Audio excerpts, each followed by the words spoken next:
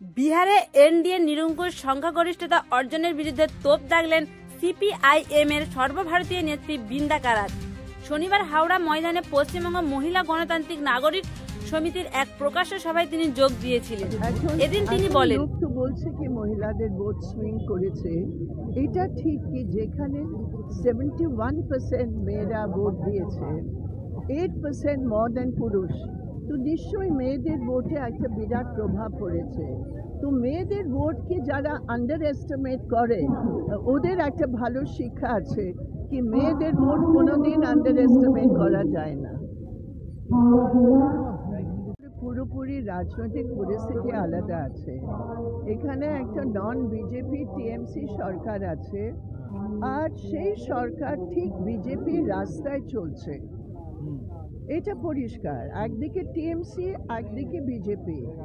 মানুষের সামনে জলে কুমির আর ডাঙায় বাঘ, কিন্তু মানুষ এখন ইউনাইটেড ভাবে হয়ে দুজনের বিরুদ্ধে তৈরি হচ্ছে, এটা সবচেয়ে বড় কথা।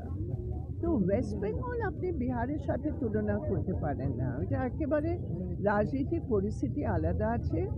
ওইখানে একটা মহাগঠবন্ধন অল্টারনেটিভ ছিল, এখানে লেফট ফ্রন্ট অল্টারনেটিভ আছে, এটা একেবারে পরিষ্কার। আর আমাদের যা অল্টারনেটিভ পলিটিক্স আছে, আমরা তো কাস্ট আর ধর্মের ভিত্তিতে পলিটিক্স করি না, তার বিরুদ্ধে আমরা দাঁড়িয়ে আছি। তো সেই জন্য ওয়েস্ট বেঙ্গলে দুটো শক্তির বিরুদ্ধে আমাদের লড়াই আছে। আর দেখুন, পরিবর্তন শুধু বলে হবে না, তো পরিবর্তন কোন দিকে, এটা হচ্ছে ব্যাপার।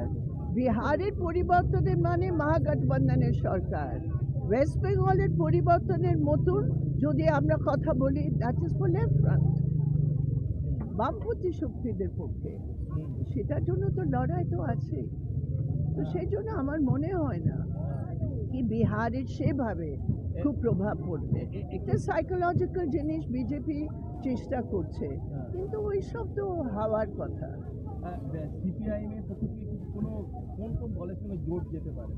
সেটা আমি বলতে পারছি না, এটা তো আমাদের ওয়েস্ট বেঙ্গল স্টেট লিডারশিপ সেটা ভালো করে জানবে আর তারাই ঠিক করবে।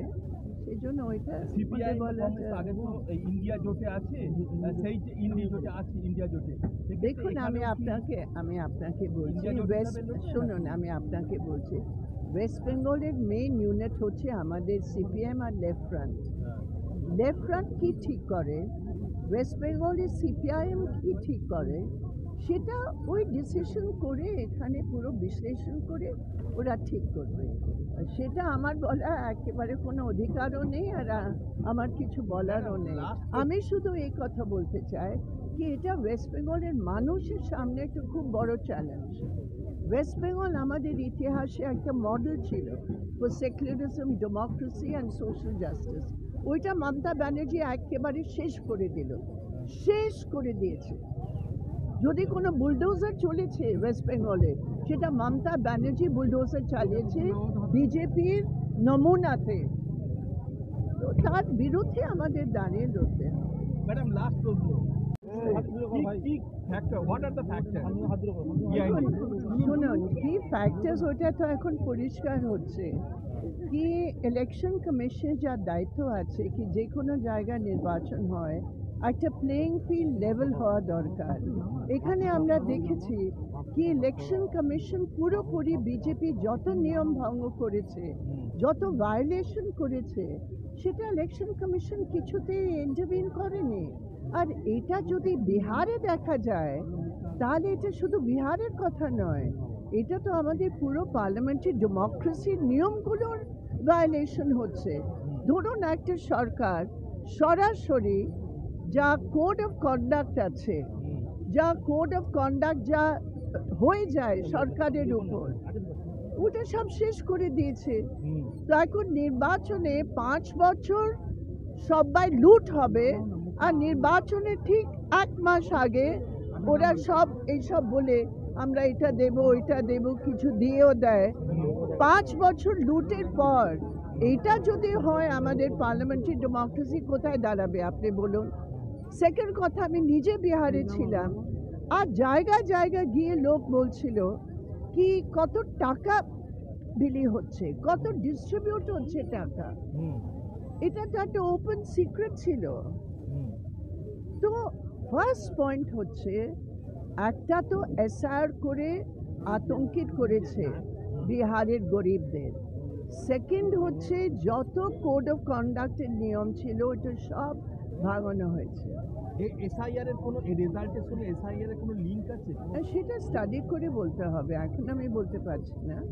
কিন্তু একটা কথা আমি নিশ্চয়ই বলবো, যে আমাদের যেখানে মহাগঠবন্ধনের কথা আছে সেখানে খুব ভোট কমেছে তা নয়, কিন্তু আর 0.8% বা এরকম কিছু, কিন্তু ওরা যেভাবে বিহারে কাস্ট পলিটিক্সকে আরো স্ট্রেংথ দিয়েছে বিজেপি আর এনডিএ, সেটা একটা ঘটনা।